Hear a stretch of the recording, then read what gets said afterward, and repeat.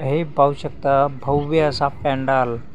आम्ही आलो आहोत पिंपळगाव येथे, तालुका हदगाव, शिवपुराण महाकथा ऐकण्यासाठी। भव्य असा पॅन्डाल टाकलेला आहे आणि हे साईडला मंडप आणि समोर हे आधी। नमस्कार मित्रांनो, आम्ही आलो आहोत पिंपळगाव येथे शिव महापुराण कथा ऐकण्यासाठी। हे बघू शकता तुम्ही, पाठीमागून भव्य असा पॅन्डाल आहे आणि समोरच ठेवलेली आहे आदियोगी महादेवाची मूर्ती। हे पाहू शकता तुम्ही, किती छान मूर्ती आहे। हे बघा समोर प्रवेशद्वाराच्या समोर आदियोगी महादेवाची मूर्ती आणि हे भव्य असं मंडप। तेजस हमजा आणि सीमा आणि मी आज आलो आहोत। अजून 13 तारखेला शेवटचा दिवस आहे। आज आम्ही आलो आहोत दर्शनासाठी। खूप मोठं पॅन्डाल टाकलेलं आहे।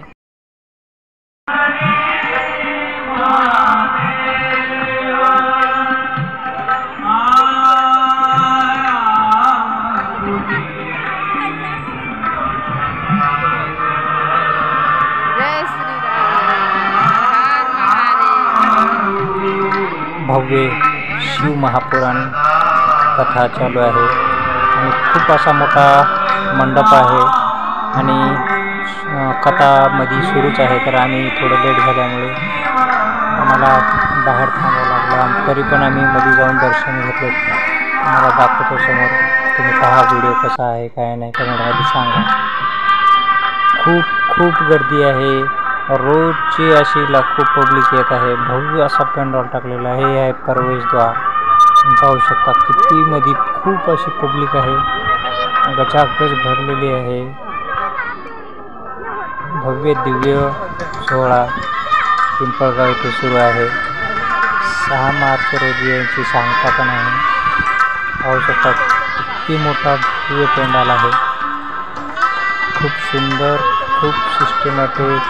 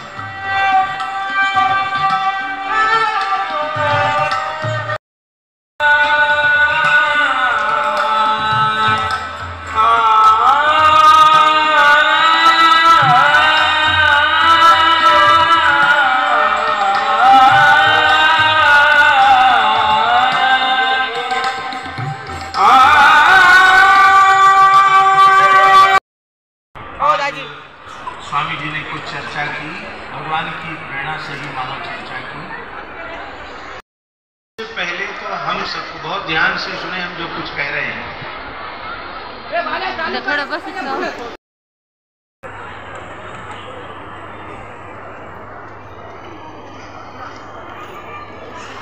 दूसरा एक मत है, वो भी मोक्ष को स्वर्ग तक ही मानता है। मिट्टी के प्रति प्रेम और वैदिक सनातन धर्म के विरोधियों के प्रति उनका जो पिंपळगाव येथील भव्य दत्त मंदिर, खूप मोठं दत्त मंदिर आहे। इथे गोशाळा पण आहे, भावी भक्ताच्या खूप रांगा आहेत। पहिले वेळेस शिव महापुराण कथा ठेवलेली आहे इथे, पाहू शकता। दर्शनाला आलो आहोत, खूप गर्दी होती दर्शनासाठी। जिकडे बघल तिकडे भावी भक्तांची गर्दीची गर्दी,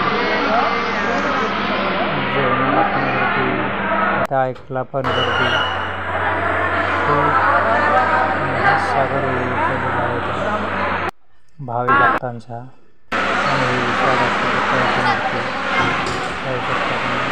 आणि दर्शन घेऊन बाहेर निघालो। भागातला व्ह्यू आहे मंदिरातला आणि मंदिराच्या बाहेरील व्ह्यू. मंदिराच्या बाहेरील पाठीमागल्या साईडला भव्य असं मंडप टाकलेला आहे. तिथून मध्ये गेल्यानंतर आम्ही गोशाळा बघण्यासाठी गेलो, तर तिथे हे पाहू शकता तुम्ही, गोशाळा पण तिथेच आहे बाजूलाच. खूप अशा गोमाता आहेत ज्यांची दैनंदिन सेवा केली जाते. आणि तिथून आम्ही निघालो दर्शन करून. समोर थोड्या अंतरावर गेले असता तिथे भव्य असा एक पेंडॉल टाकलेला होता. त्याच्यामध्ये 108 हवनकुंड रोज तिथे हवन होत आहेत. पहाटे सकाळी चालू होते. हे पाहू शकता तुम्ही, श्री 108 कुंडी विश्वशांती दत्त योग महाराज मंडप. भव्य शिव पुराण महाकथा चालू आहे, त्यानिमित्तानं 108 भव्य कुंड. आणि हे पाहू शकता तुम्ही, हे महाराज बसलेले आहेत, दर्शन घेतले आहे. आणि पूर्ण राऊंड आम्ही मारला. हे पाहू शकता हवनकुंड. हवनकुंडाचे सकाळीच पूजा झाली, हवन सकाळी झाले. रोज सकाळी हवन होतं. आम्ही तिथं सगळं प्रदक्षिणा घातली. पाहू शकता आम्ही थोडा फोटो पण काढले. खूप असं भव्य दिव्य मंडप टाकलेलं आहे, लाकडी मंडप. तुम्ही एक वेळेस अवश्य भेट द्या. खूप प्रसन्न वातावरण आहे तिथे. बाहेरून एवढा छान व्ह्यू आहे. हे पाहू शकता तुम्ही, किती विशाल असा मंडप टाकलेला आहे, लाकडी मंडप. रोज सकाळी 108 हवनकुंड आहे, पूजा केली जाते. 8 हवनकुंड रोज हवन होते इथं. आणि आतील नजारा तुम्हाला दाखवतो बघा. हे पाहू शकता तुम्ही, मला किती सुंदर असे सुसज्जित मोकळी जागामध्ये असे कुंड मांडलेले आहेत.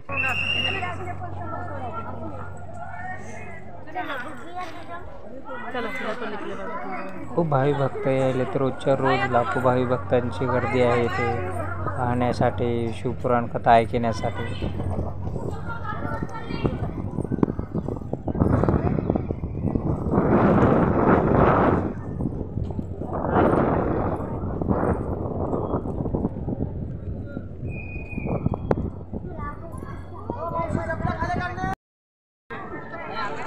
आणि इथं आलो तर आम्ही संत कुटिया, म्हणजे जे महाराज लोक आलेले आहेत कथा वाचण्यासाठी, त्यांच्यासोबतचे जे संच आहे त्यांचे विश्रांतीगृह आहेत बघा.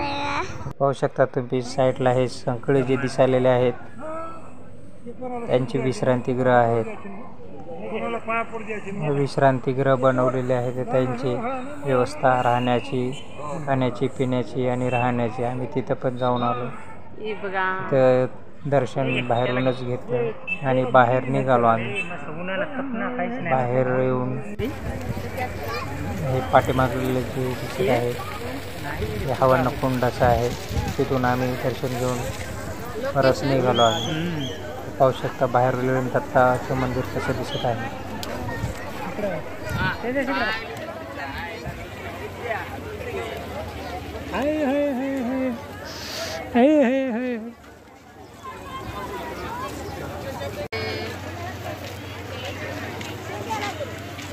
एकशे 8 यांचे हवनकुंड.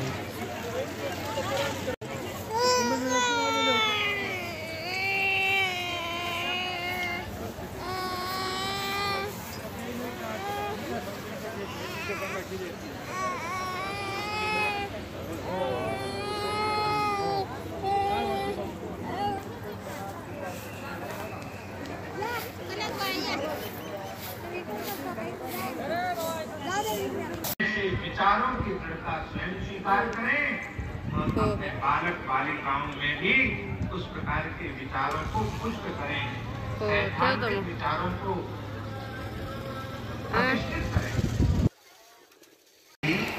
मानव शरीर से ही धर्म, अर्थ, काम और मोक्ष चतुर्विध पुरुषार्थ की सिद्धि होती है।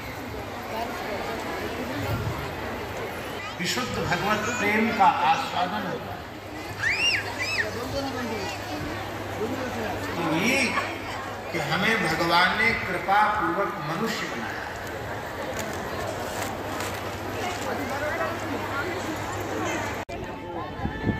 एक ही ग्रंथ के 9वें स्कंद में शिव को आत्मा चला। कहा जा रहा है और 10वें स्कंद में श्री कृष्ण